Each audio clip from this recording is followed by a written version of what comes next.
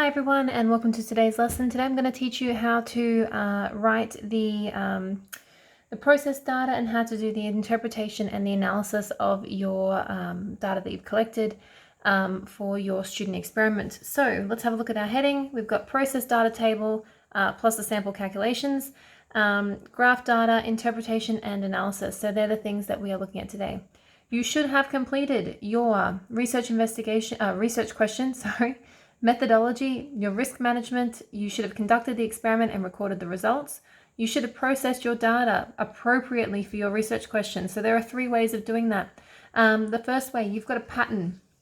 So if you're looking for a specific pattern that has been found and is well known, for example, growth rates or that's all I can think about at the moment. So different kinds of patterns that relate in a variety of different scenarios. So a set pattern. If you're looking for a significant difference, you'd be looking for a t-test and a p-score, in which case your graph data might look a little bit like this, where you have your means graphed and then your errors graphed on top of it. And then the last one would be if you're investigating a relationship. So you'll be looking at regressions and getting an R-squared value for a line of best fit and determining a relationship from there. Number 6, you should have your means, standard deviation and standard error calculated and recorded in your process data table. So not only should you have done all of your collection of results, and you should have finished those processing, you also need these built into your table. So basically your raw data table plus those added into it. What that might look like, I've got a sample one here. I'll see if you can see that. Yep. Okay, so in this sampled one here, we have got the normal raw data, which exists just here. Then we've got a calculation, so the percentage mass change. You've also got the mean, standard deviation and standard error, and the confidence interval. So this is the extra processing that has been added to this raw data table in order to make it processed data. All right, so back to what we're looking at here. We have got your task is looking at is to get your process data section completed. Now you've got your raw data, you've done your processing, now we need to set it up into your report. In order to do that, I'll just shuffle this up a little bit. There we go. In order to do that, you need to write a statement for how you have chosen your measures of central tendency, precision, and uncertainty or accuracy. So these are really standard sort of statements. Your measure of central tendency will usually be your mean from your trials. So that's why we calculated that in the sample data. That's why you will calculate it in your from your times that you've collected, or your measurements, or whatever it is that you've collected from each trial. Your mean will be your measure of central tendency most of the time.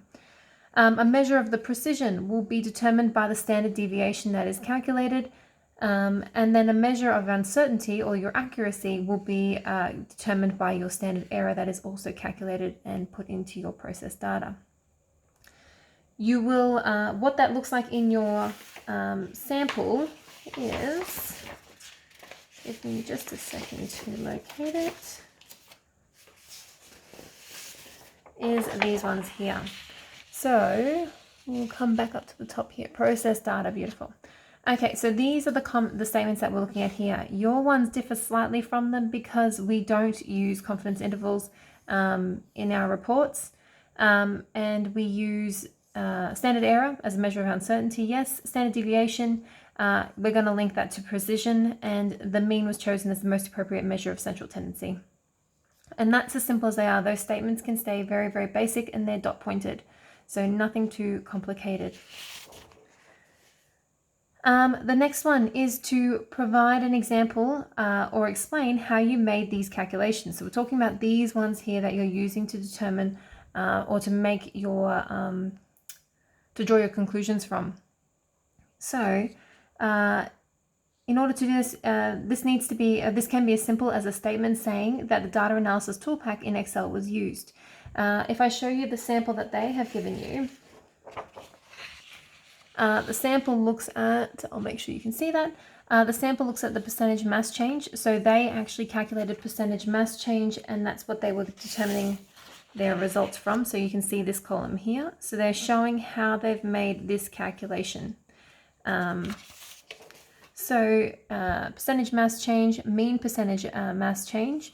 So that's calculating the mean for central tendency. Standard deviation was calculated in Excel using the standard deviation function and the 5 mean percentage mass changes for each treatment. So they're saying that they've used Excel for that. Standard error was calculated in Excel.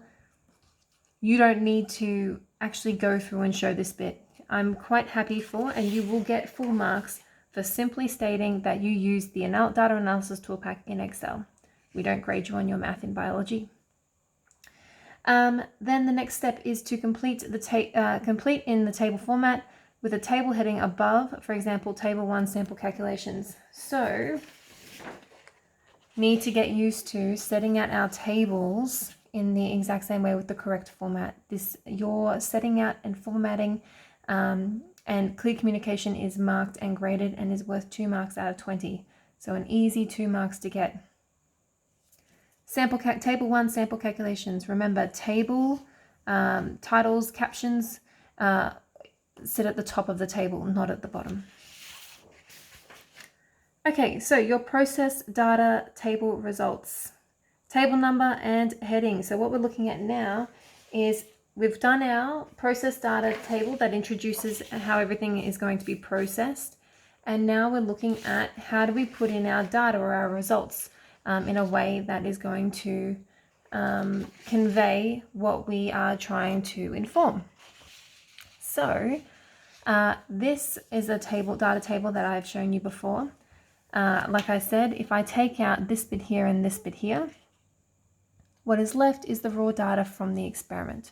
The rest of those extra pieces of information have been calculated using Excel and simply inserted into those columns. This first step in the way of conveying or going through your results follows standard table formatting. So table 2 plus the caption at the top that explains I should be able to work out exactly what's in this table, or what I will find out from the table from the caption at the top. So don't just call it table 2 results. Be careful with that one. Let's have a look at what else should be in here. Okay, so table number and heading at the top.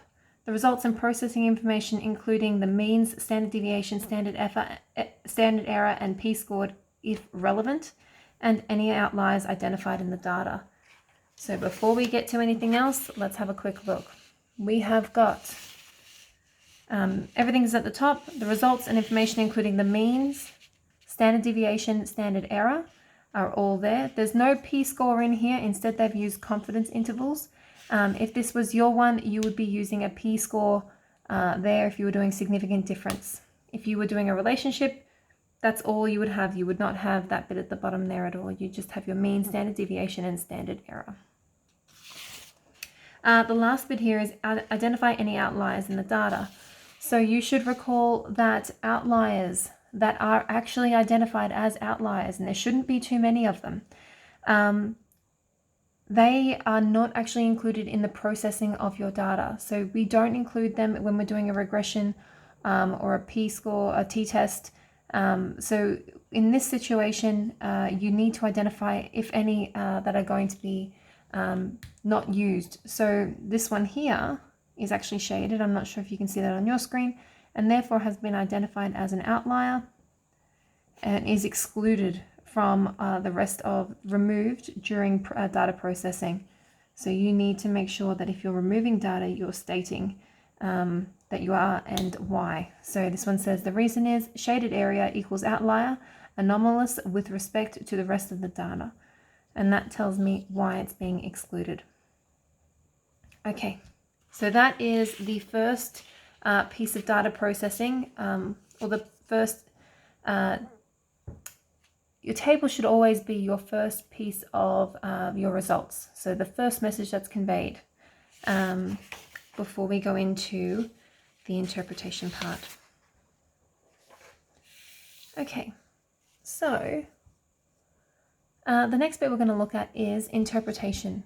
Now, we've done our first piece of evidence. We'll quickly recap because I'm concerned that we have gotten mixed up. So, everything from the beginning, first set of lessons, safety and ethical considerations, so your risk management we're talking about there. Process data is what comes next. We talked about how you need to make it clear what your measure of central tendency is, what your measure of precision is, and what your measure of uncertainty is. You need to show or state how your calculations were made. For most of you, that will be using the data analysis tool pack from Excel. Then you needed to present your first piece of results, which is going to be your raw data built into a process data table with your mean, standard deviation, and standard error written on it. Your outliers needed to be identified. Now we're ready to interpret what's actually in the table. So an interpretation, all data that is included in this report will also have an interpretation paragraph that follows. So in this first piece, if I show you the rest of the pieces of data or results. So in this report that we're looking at, the results are first presented as a table, so the raw data built in with the processing. They are then presented as a line graph to show the change, and they are then presented as whole averages with the error bars on them to show the amount of error. So 3 ways this data is presented in order to make sense from it. So each one of those will have an interpretation paragraph underneath it. The first one, interpretation paragraph. The second one, interpretation paragraph. And the third one, it's short, but it definitely has an interpretation paragraph. So for every way you present your information, you will have an interpretation paragraph. What's built into an interpretation paragraph? It summarizes the findings, so what the results show in the experiment and any trends or patterns. It makes a statement about the presence of error and the amount of it, and when applicable, suggests the possible outcomes, possible causes and effects the error may have had on the results.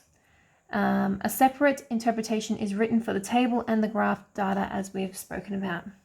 So something to note as well, the graph table here does not have an analysis paragraph, which we'll get to later, only interpretation.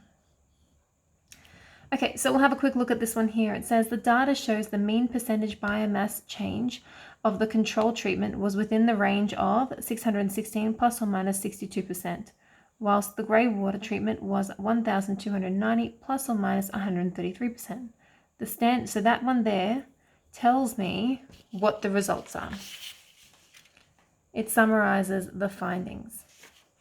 Now we're looking for makes a statement about the presence of error and the amount of it. The standard error has been used as a measure of uncertainty associated with these averages, plus or minus standard error. The larger standard error of the grey water treatment data suggests low precision during the data collection or high random biological variation in the samples. So those last 2 sentences, literally you've got one sentence that makes a statement about the presence of error and the amount of it, and suggests possible causes and effects of the error may have had on the results. So here it states that it suggests that possibly low precision in the way that the experiment was conducted, or high random biological variation. If you're looking at statistics that you've collected or data you've collected in nature, chances are there's going to be quite a large random biological variation in the data you collect. So that could definitely be something that you look at, particularly if you're looking in the grade 12 section.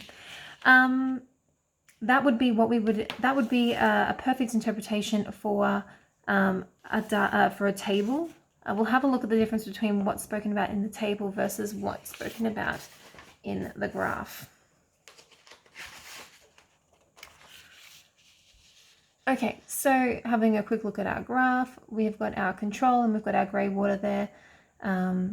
unfortunately it's not in color, so I can't give you too much of an indication of which one is which, but I believe that the grey water is the top one and the control is the bottom one. So, interpretation. The literature suggests that the algal population growth should pass through 4 stages: lag, exponential, transitional, and stationary. This data fits the model for both treatments, suggesting both samples grew with the expected pattern. Now, this pattern here that's actually spoken about, remember in the very beginning, I said there are 3 ways that you can process your data depending on the type of research question. The research question that's been looked at in this sample is the pattern one. So they're commenting on the way in which the data matches the pattern.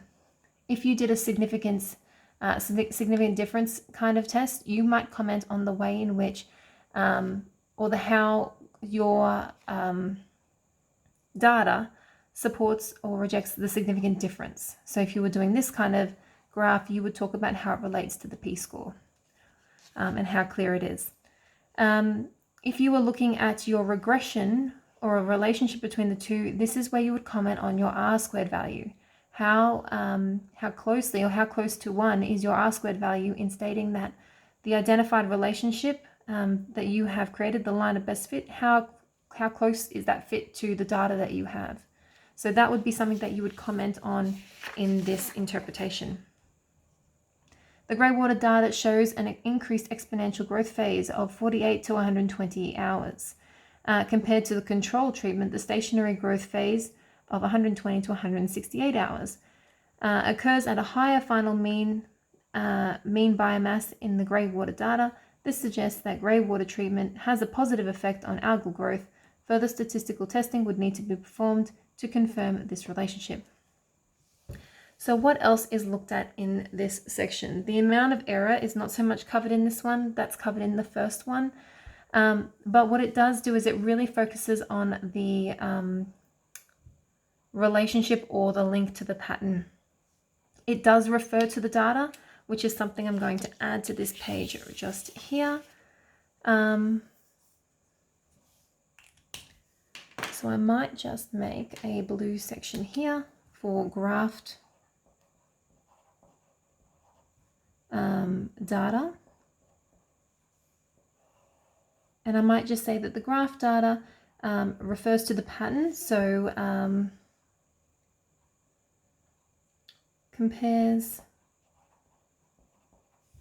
data to the pattern or to the p-score or to the R-squared value.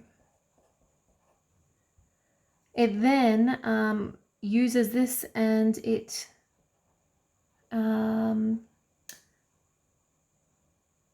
uses the data as an example of how, as evidence of how well it compares to it.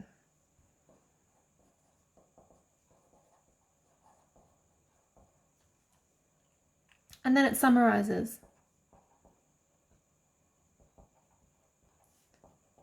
the link between the two.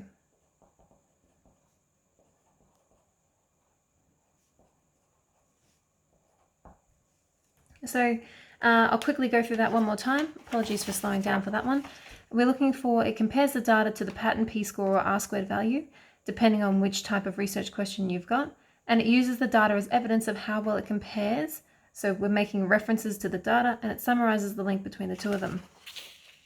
Quickly back here, the literature suggests that the algal population should pass through 4 stages. This data fits the model for both. So this one here is where we have our compares to pattern. I'm just going to put pattern on this one because it's a pattern. The grey water data shows an increased exponential. So here is our data as evidence. And then here we have our summary, where it says this suggests that the grey water treatment has a positive effect a positive effect on algal growth. So it makes a summary. Okay, so that is, we'll have a quick look at the last one in case we need to add anything to that one too. So this one here is looking at the mean percentage chlorella biomass. So with error bars we're looking at. This one here you may or may not do. I would suggest that you include a graph that looks a lot like this one, but the reasons behind why you would include it would be very different. So what you would include this graph for would be to assess the amount of error. They've used it as a measure of confidence intervals. We don't do confidence intervals. So remember, if you're looking at something to compare significant difference, you're going to do p-scores. But we'll have a look at it anyway. So the interpretation, the grey water treatment shows a 675% increase in the percentage biomass compared to the control samples, suggesting that this treatment is a positive effect on algal growth. This is a really short interpretation because it basically, it just further supports and backs up what this one here suggests as well, because it's already spoken about a positive effect on algal growth. So don't ever repeat yourself. If it suggests the same thing, be very quick about it. It's just more evidence to support it, but you don't need to go through extra detail for it. All right, quickly let's go through the analysis part now. So it's not sitting quite right. The analysis is written for your graphed data only. So don't write an analysis for your table that happens at the beginning. That's only an interpretation, so graph data only. So we're talking about these two examples here. So that one there and that one there.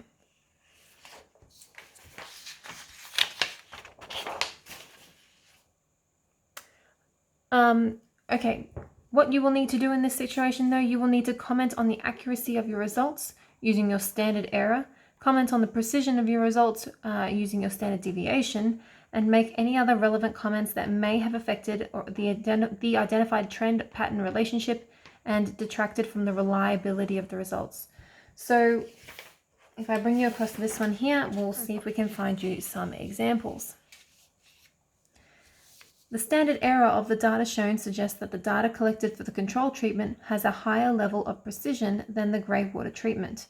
So here they're looking at the error bars that have been placed on it, and they're looking at for which ones have got greater error. Obviously, this one here has much larger error bars than ones that are on the control, and therefore, collected for the control treatment has the standard error of data shown suggests that the data collected for the control treatment has a higher level of precision. Yes, so this one down the bottom here has smaller error bars to the point where you can barely see them, versus the one that is the grey water that has much larger error. Error bars are overlapping between 24 to 72 hours, suggesting the results fall within the same range for both conditions at these times. Consequently, as error bars are not overlapping between 92 and 168 hours, this suggests that the results for each treatment do not fall within the same range. You are not going to be looking for overlapping error bars, so we're going to remove that. Don't worry about overlapping error bars. This suggests that there was no positive effect of grey water treatment until after 92 hours. You're not looking at error bars. What we are going to be looking at is we're going to bring it back to this section here. You're going to comment on the accuracy of it, comment on the precision of it by referring to the standard error and standard deviation. You might compare between the two or all of your different trials that you have or your different tests to work out which one might have more or less error. And then you need to make any other comments that are going to affect the pattern or the trend. This will be relevant in the sense that what might cause the greater error in the grey water versus the control. So what could be the causes you might suggest in there?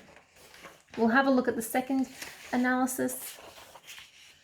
The data indicates with 95% confidence that the sample mean falls within the range of 616 plus or minus 171% for the control treatment and 1,290 plus or minus 285% for the grey water treatment. So identifying the fact that these numbers here are very, very different. As there is no overlap in error bars, it indicates that there is a statistical difference between the two means. Again, we're going to use p-scores to evaluate that, so we're not going to use that one there. Therefore, this suggests with confidence that the grey mass grey water treatment has significant positive effect on the algal biomass change. So I know this one's a little bit frustrating because we're changing the way that it's written, purely because we don't like to use confidence intervals. What I do want you to stick with, though, for this one, if we were going to look at it, what you would do is compare the amount of error that would be on each of them, and you would comment on how much of an effect does this error have on your identified trend, pattern, or relationship, and how does it affect the reliability of the results. If you had error bars that were, for example, on this one here, down to here and up to here, you might say that the reliability of this test is just it's not valid. You can't use it because there's too much variation in it, and therefore you can't make a statement or draw a conclusion or find a pattern or a relationship based off it, even though the mean is identified, because the variation is just too large. So I will walk you through your analysis section specifically. Your interpretation should be fine. This one here, I will get you another example just to further help you. Other than that, good luck.